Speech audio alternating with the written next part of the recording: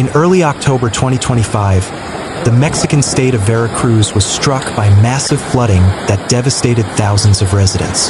Days of heavy rain, fueled by a tropical low-pressure system from the Gulf of Mexico, caused major rivers like the Rio Cazones and Rio Tecolutla to overflow their banks, submerging cities like Poza Rica, Tuxpan, and Papantla. The waters rose rapidly, in some cases reaching over 5 feet in less than 2 hours, forcing residents to flee without even taking their valuables with them. This was not just another natural disaster, but a reflection of the systemic vulnerabilities that have long plagued Mexico's coastal regions. The city of Poza Rica, a hub for the oil and gas industry, suffered severe damage to its power grid and major roads. Landslides in hilly areas exacerbated the situation, blocking access to remote villages and hampering evacuation efforts. In some places, bridges collapsed and waterways were clogged with debris, accelerating flooding and widening the affected area. The Veracruz state government immediately activated emergency protocols. Civil defense teams, the military, and volunteers were deployed to evacuate residents, distribute food, and open temporary shelters.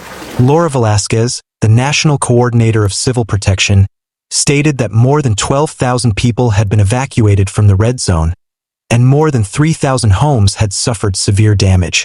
She also emphasized that rains were expected to continue through the weekend, increasing the risk of further flooding and landslides. The loss of life was inevitable.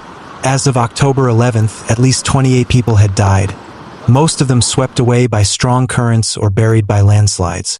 Several others remain missing, and searches continue amidst unstable weather conditions. In the town of Tuxpan, a mother and her 2 children were found dead inside a house submerged in water up to the roof. This tragedy shook the community and prompted calls for improvements to early warning systems and drainage infrastructure. The flooding also highlighted the lack of infrastructure preparedness in Mexico's coastal regions. Many areas lack adequate drainage systems, and uncontrolled development in flood-prone areas exacerbates the impact of the disaster.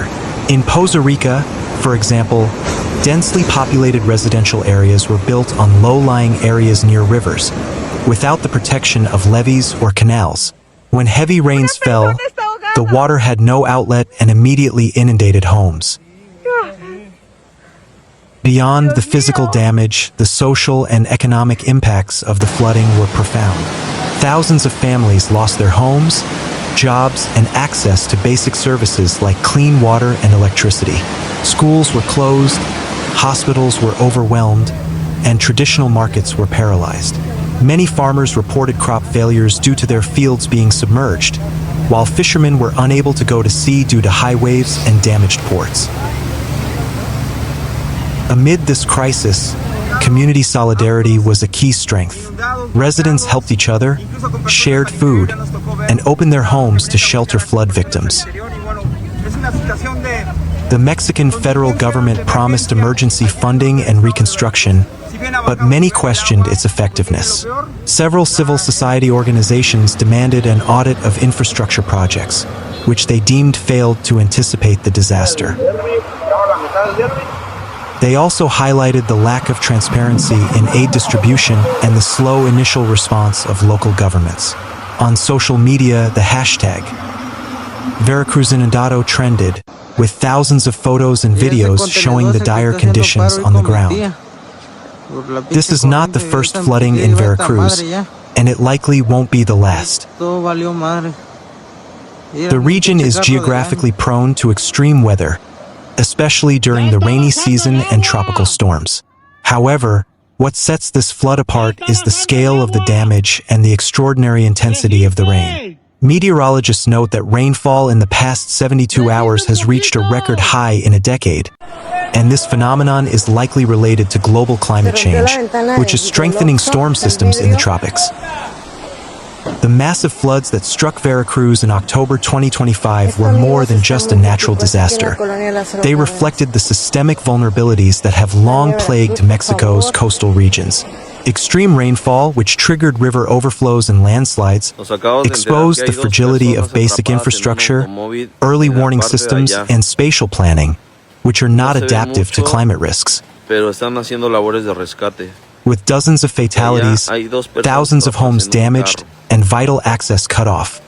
This tragedy forced the government, communities, and the international community to reassess their approaches to disaster mitigation. The rapid response of civil defense teams and the solidarity of citizens demonstrated extraordinary social power, but also highlighted the reliance on emergency response rather than long-term prevention. This flood demonstrated that climate change is not a future threat, but rather an existing reality that demands immediate adaptation. The long-term impacts of this flood will be felt in various aspects of life. Severely damaged infrastructure, such as homes, roads, bridges, and public facilities, will require significant time and expense to restore, and if reconstruction is not carried out with a disaster-resilient approach, the region will remain vulnerable to similar events in the future. Flood-prone zones need to be relocated or reinforced with embankments and canals, and a thorough audit of drainage projects and settlement developments is imperative. Early warning systems should be improved through investments in weather radar, river sensors, and public warning apps, while disaster education in schools and community training need to be expanded to better prepare communities for risks. Socially and economically, the floods have left thousands of families homeless, unemployed, and unable to access basic services like clean water and electricity. Children have lost access to education, health services have been disrupted, and farmers and fishermen have suffered significant losses due to submerged fields and damaged ports. The psychological trauma experienced by residents will require long-term support, and migration from affected areas could trigger social stress in other regions. Central and local governments will be urged to implement stronger climate adaptation policies, and transparency in aid distribution and reconstruction will be in the public spotlight. Furthermore, communities will become more active in local planning and disaster advocacy, and the solidarity that emerges during the crisis could become the foundation for social movements for change. The floods also provide a space for collective awareness and community resilience. People are beginning to realize that disaster resilience is not solely the government's responsibility, but also the result of collective awareness and participation. Stories of hope emerging amidst suffering, such as residents rescuing neighbors with improvised boats or students opening makeshift clinics, symbolize that life will continue despite disaster.